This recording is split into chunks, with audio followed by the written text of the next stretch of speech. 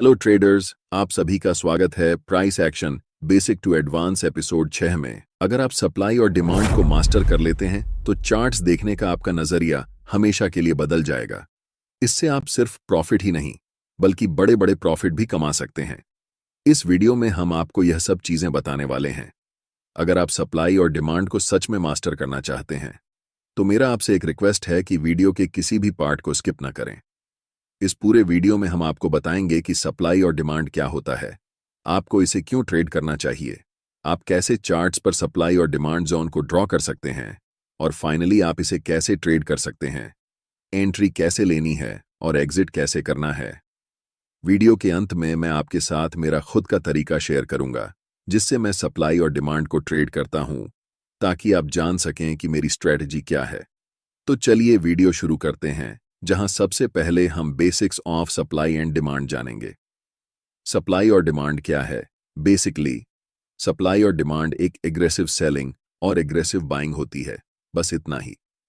Aggressive buying और aggressive selling हमें बताती है कि बड़े लोग या बिग बॉयज कहां पर मार्केट में इंटर कर रहे हैं और कहां से एग्जिट कर रहे हैं, और बिग बॉयज प्राइस को किस डायरेक्शन में पुश कर रहे हैं।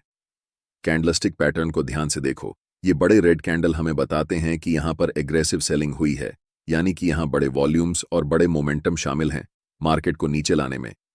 अब नेक्स्ट चार्ट पर ध्यान दें। आप यहां देख सकते हैं कि यहां पर एग्रेसिव बाइंग हुई है, जिसका मतलब है कि बिग बॉयज बड़े वॉल्यूम और बड़े मोमेंटम के साथ प्राइस को ऊपर ले जा रहे हैं। इन्हीं दोनों चीजों को आपको देखना चाहिए जब आप सप्लाई और डिमांड को ट्रेड कर रहे होते हैं, क्योंकि ऐसे मोमेंटम हमें बताता है कि स्मार्ट मनी कहां पर मार्केट में एंटर कर रही है, मार्केट को किस डायरेक्शन में ले जा रही है, और मार्केट से कहां पर एग्जिट कर रही है। और अगर आप छोटे छोटे कैंडलस्टिक्स को देखते हैं तो इसे सप्लाई और डिमांड एरिया नहीं समझना चाहिए। ये सारे स्मॉल कैंडल मार्केट के छोटे छोटे क्यूट बेबीज हैं, और ऐसे कैंडल के साथ न तो ज्यादा वॉल्यूम होता है और न ही मोमेंटम। आपको सप्लाई और डिमांड क्यों ट्रेड करना चाहिए? पहले मैं आपको बताना चाहता हूं कि मैं सप्लाई और डिमांड को क्यों ट्रेड करता हूं। हम उन लोगों के साथ ट्रेड करना चाहते हैं जिनके पास बहुत सारा पैसा है, जिसे हम स्टॉक मार्केट की भाषा में स्मार्ट मनी कहते हैं। और मैं भी बिग बॉयज स्मार्ट मनी को फॉलो करके प्रॉफिट बनाना चाहता हूं। सबसे अच्छा तरीका जिससे आप पहचान सकते हैं कि मार्केट में स्मार्ट मनी कब इंटर कर रही है और कब एग्जिट कर रही है, वह है चार्ट्स पर सप्लाई और डिमांड जोन को पहचानना। जब मार्केट में प्राइस बड़े बड़े रेड कैंडल्स बनाते हुए नीचे की ओर जाती है, उसे हम सप्लाई जोन कहते हैं। और जिस लेवल से प्राइस बड़े बड़े ग्रीन कैंडल बनाकर ऊपर की ओर बढ़ती है, उसे हम डिमांड जोन कहते हैं। हम सिर्फ चार्ट पर बड़े मोमेंटम वाले कैंडल्स को देखेंगे, जो हमें बताते हैं कि बिग बॉयज या फिर स्मार्ट मनी मार्केट में प्रवेश कर चुकी है। इस बात को हमेशा याद रखें कि हम रिटेल ट्रेडर्स हैं, और मार्केट के बड़े प्लेयर्स के मुकाबले हमारे पास बहुत कम पैसे होते हैं। इन बड़े प्लेयर्स के पास 500 करोड़, 1000 करोड़, 2000 करोड़ जैसी बड़ी रकम होती है। चार्ट्स को ध्यान से देखो। ऐसे मोमेंटम को देखने के बाद आपको पता चल जाता है कि बड़े प्लेयर्स, जिन्हें हम स्मार्ट मनी कहते हैं, इस लेवल पर मार्केट में प्रवेश कर रहे हैं। तो मेरा आपसे सवाल है, क्या आप ऐसी जगह पर खरीदना चाहोगे? अगर आपका जवाब नहीं है तो आप मार्केट में हमेशा के लिए लूजर ही रह जाओगे। लेकिन मुझे पता है कि आप सबका जवाब हां होगा, क्योंकि आप मार्केट में प्रॉफिट बनाने आए हैं, और यहां तो आपके सामने मुफ्त पैसे पड़े हुए हैं। आप जानते हैं कि स्मार्ट मनी के पास बड़े पैसे हैं, बड़ी पावर है, और उनके पास मार्केट को मूव करने की ताकत है। सबसे बड़ी गलती जो रिटेल ट्रेडर्स कर सकते हैं वह है ऐसे स्मार्ट मनी के खिलाफ ट्रेड करना, जो आपसे अनलिमिटेड टाइम बड़ा है। अब आपको पता है कि सप्लाई और डिमांड को क्यों ट्रेड करना है। अब हम जानेंगे सप्लाई और डिमांड जोन को चार्ट्स पर कैसे ड्रा करते हैं। अब हम जानेंगे कि सप्लाई और डिमांड को चार्ट्स पर कैसे पहचान सकते हैं। पहला तरीका यह है कि ट्रेड में आपको तभी एंट्री लेनी है जब आपको कम से कम 3 मोमेंटम कैंडल्स दिखें। हो सकता है कि एक मोमेंटम में 4-5 बड़े कैंडल्स हों, लेकिन कम से कम 3 तो होना ही चाहिए, तभी हम ट्रेड में एंट्री ले सकते हैं। जैसे कि इन 3 मोमेंटम कैंडल्स को देखो। ध्यान रखना कि ऐसे छोटे कैंडल्स को सप्लाई और डिमांड मत समझना। इस एग्जाम्पल में हम इन 3 ग्रीन मोमेंटम कैंडल्स का इस्तेमाल करेंगे। दूसरा चीज आपको यह करना है कि ऐसे एरिया ढूंढना है जहां से मोमेंटम शुरू हुआ है, और उन तीनों कैंडल्स के जस्ट प्रीवियस वाले कैंडल पर हम एक रेक्टेंगल बॉक्स ड्रॉ करेंगे।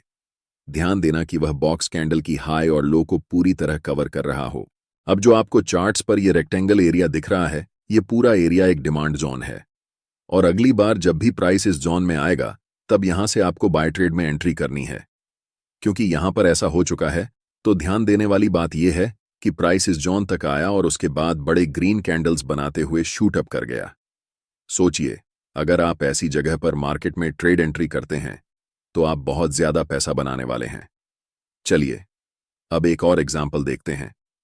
इन 3 बड़े रेड कैंडल्स पर ध्यान दें। यहां पर हमें इन कैंडल्स को सिलेक्ट करना है और इन 3 कैंडल्स के प्रीवियस कैंडल की हाई और लो को टच करते हुए राइट साइड की तरफ खींचते हुए एक रेक्टेंगल बनाना है। यह रेक्टेंगल एरिया एक स्ट्रॉन्ग सप्लाई जोन है, इसलिए हमें वेट करना है कि प्राइस दोबारा इस सप्लाई एरिया में आए। और जैसे ही प्राइस सप्लाई जोन के पास आती है, मैं चाहता हूं कि आप ध्यान से देखें कि क्या होता है। प्राइस इस जोन में आने के बाद थोड़ा कंसोलिडेट होती है और फिर एक स्ट्रॉन्ग रेड कैंडल बनाते हुए नीचे चली जाती है। यहां पर प्राइस लिटरली इस सप्लाई जोन के पास आने के बाद कोलैप्स कर जाती है। इससे आप सीखते हैं कि सप्लाई और डिमांड जोन को चार्ट्स पर कैसे पहचानते हैं। अब हम जानते हैं एक और मेथड, जिसे हम कंसोलिडेशन मेथड कहते हैं। इस चार्ट पर नजर डालें। यहां पर प्राइस एक टाइट रेंज में ऊपर नीचे हो रही है, जिसे हम कंसोलिडेशन जोन कहते हैं। अब हम एक रेक्टेंगल टूल लेंगे और इस पूरे कंसोलिडेशन जोन को कवर करते हुए राइट साइड की तरफ रेक्टेंगल को ड्रॉ करेंगे। ध्यान से देखिए कि प्राइस इसके बाद क्या करती है। प्राइस इस कंसोलिडेशन जोन को तोड़ने के बाद रीसेट के लिए ऊपर जाती है और जैसे ही वह रेक्टेंगल बॉक्स को टच करती है, प्राइस वहां से नीचे की तरफ आने लगती है। तीसरा मेथड है आपको ऐसे एरिया को खोजना जहां पर मैक्सिमम नंबर में कैंडल्स की लंबी विक्स हों। चार्ट्स पर विक्स का बनना हमें बताता है कि प्राइस उस लेवल से रिजेक्ट हो रही है और ऐसे लेवल को मार्केट में रिजेक्शन लेवल कहा जाता है। जहां पर मल्टीपल लॉन्ग विक्स वाले कैंडल्स बने हुए हैं, वहां क्या करेंगे कि रेक्टेंगल टूल सेलेक्ट करके इस पूरे विक्स वाले कैंडल्स को कवर करते हुए रेक्टेंगल बॉक्स को राइट साइड की तरफ खींचेंगे। आपको दिखेगा कि अगली बार जब प्राइस इस लेवल पर आई, तो प्राइस यहां से बड़े बड़े ग्रीन कैंडल्स बनाते हुए शूट अप कर गई। इसे हम कह सकते हैं कि यह एक बहुत ही स्ट्रॉन्ग डिमांड जोन है। अब हम पूरे यकीन के साथ कह सकते हैं कि आप सप्लाई और डिमांड जोन को चार्ट्स पर पहचानना सीख चुके हैं। इसके बाद यह बेहद जरूरी है कि आप ये जानें कि आप इसे कैसे ट्रेड करेंगे। इस चार्ट में हमने 3 बड़े ग्रीन मोमेंटम कैंडल्स को पहचान लिया है। अब हम उनके हाई और लो को कवर करते हुए राइट साइड तक एक रेक्टेंगल जोन बनाएंगे और आपका डिमांड जोन तैयार हो जाएगा। अब हम वेट करेंगे कि कब प्राइस वापस इस डिमांड जोन में आएगी। ट्रेड में एंट्री करने के लिए आपके पास 2 सबसे ज्यादा उपयोग किए जाने वाले तरीके हैं। पहला तरीका है कि आप एक बाय लिमिट ऑर्डर प्लेस कर सकते हैं, ताकि जब भी प्राइस इस डिमांड जोन में आए तो ऑटोमेटिकली बाय ट्रेड में एंट्री हो सके। दूसरा तरीका यह है कि आप मैन्युअल बाय ऑर्डर लगा सकते हैं जब प्राइस इस लेवल पर आती है। हम ज्यादातर दूसरे तरीके को ही प्रेफर करते हैं, क्योंकि याद रखना चाहिए कि डिमांड जोन कितना भी स्ट्रांग क्यों ना हो, हमेशा यह चांस रहता है कि प्राइस उस लेवल को ब्रेक कर दे। अब हम वेट कर रहे हैं कि कब प्राइस इस डिमांड जोन के पास वापस आएगी। जैसे ही प्राइस इस डिमांड जोन के पास आती है या फिर उसे टच करती है, आपको तुरंत मार्केट में एंट्री नहीं लेना है। पहले मार्केट को कंफर्मेशन देने दो कि अब मार्केट ऊपर जाने वाली है। आप देख सकते हैं कि यहां पर एक 2G कैंडलस्टिक पैटर्न बना है और ये लंबी विक्स हमें बताती है कि प्राइस यहां से रिजेक्शन ले रही है। लेकिन हम अभी भी कंफर्म नहीं हुए हैं कि प्राइस ऊपर ही जाने वाली है, इसीलिए हमें और इंतजार करना पड़ेगा। जस्ट नेक्स्ट कैंडल एक बड़ी बुलिश कैंडल फॉर्म होती है और हम यहां पर कंफर्म हो जाते हैं कि मार्केट अब यहां से ऊपर जाने वाली है, क्योंकि ये बुलिश इंगल्फिंग कैंडल हमें बताती है कि मार्केट में स्मार्ट मनी बाइंग पोजीशन बना रही है। और आप जानते हैं कि स्मार्ट मनी की एंट्री के बाद प्राइस सुपरफास्ट स्पीड से ऊपर जाने वाली है। हम यहां मार्केट में एंट्री लेंगे जिसमें हमारा स्टॉप लॉस स्विंग लो के नीचे होगा। अगर आप ज्यादा सेफ रहना चाहते हैं तो आप अपना स्टॉप लॉस बिल्कुल इस डिमांड जोन के नीचे रख सकते हैं। अगर हम टारगेट की बात करें तो ऊपरी लेवल पर प्रीवियस कुछ कैंडल्स को देखें। यहां पर 3 लगातार रेड कैंडल्स बनी हैं और उनके जस्ट प्रीवियस कैंडल एक लॉन्ग विक्स रिजेक्शन कैंडल है, जिससे हम कंफर्म हो जाते हैं कि यह लेवल एक सप्लाई जोन है। इसीलिए जब प्राइस इस लेवल को टच करेगी, हम अपना प्रॉफिट यहां बुक करेंगे। जब एक बार कोई सप्लाई या डिमांड जोन प्राइस का रिस्पेक्ट नहीं करता है, तो आपको पहले से ड्रॉ किए हुए रेक्टेंगल को डिलीट करना है और फिर नए सप्लाई और डिमांड जोन को चार्ट्स पर ड्रॉ करना है। अगर कोई नया सप्लाई या डिमांड जोन नहीं दिख रहा है तो हम मार्केट में वेट करेंगे।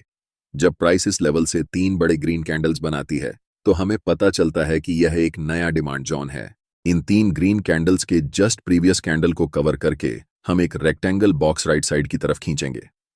अब हम इंतजार करेंगे कि प्राइस कब इस डिमांड जोन के पास आएगी ताकि हम ट्रेड में एंट्री कर सकें।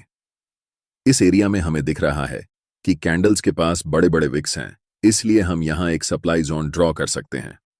जब प्राइस इस डिमांड जोन के पास आती है तो स्ट्रॉन्ग रेड कैंडल बनाते हुए इस लेवल को थोड़ा सा ब्रेक कर देती है। ऐसी सिचुएशन में रिटेल ट्रेडर्स अक्सर इसे एक ब्रेकडाउन के रूप में देखते हैं और सेल पोजीशन में एंट्री कर लेते हैं। लेकिन नेक्स्ट कैंडल एक बुलिश कैंडल बनती है जो कंफर्म करती है कि अब प्राइस यहां से ऊपर जाने वाली है। इस सिचुएशन में हम बाय पोजीशन में एंट्री करेंगे और नेक्स्ट सप्लाई जोन तक अपना टारगेट रखेंगे। हमारा stop loss last swing low के नीचे होगा। इसके बाद प्राइस बुलिश कैंडल्स बनाते हुए ऊपर की तरफ बढ़ जाती है और हमारा टारगेट हिट हो जाता है। अगर आप अभी तक मेरे वीडियो को देख रहे हैं तो अब मैं आपके साथ अपनी सीक्रेट ट्रेडिंग स्ट्रैटेजी शेयर करने वाला हूं, जिसमें मैं बताऊंगा कि सप्लाई और डिमांड को यूज करके मैं खुद कैसे ट्रेड करता हूं। ट्रेड करते समय मैं सिर्फ एक कंफर्मेशन पर ध्यान नहीं देता, बल्कि मल्टीपल कंफर्मेशंस को देखता हूं, तभी ट्रेड में एंट्री लेता हूं।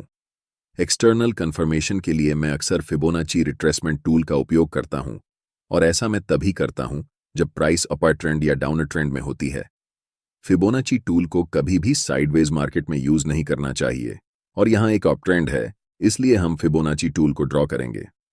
फिबोनाची टूल में रिट्रेसमेंट को ट्रेड करने के लिए 0.5 और 0.61 लेवल सबसे अच्छे होते हैं। इसलिए जब प्राइस इन दोनों लेवल्स के बीच आती है और एक बुलिश कैंडल बनती है तो हम कंफर्म हो जाते हैं कि प्राइस अब यहां से ऊपर ही जाने वाली है। मल्टीपल कंफर्मेशंस के बाद हम बाय पोजीशन में एंट्री लेते हैं, जिससे मेरे ट्रेड्स का विन रेट एवरेज ट्रेड्स से ज्यादा रहता है। वीडियो को अंत तक देखने के लिए आप सभी का धन्यवाद।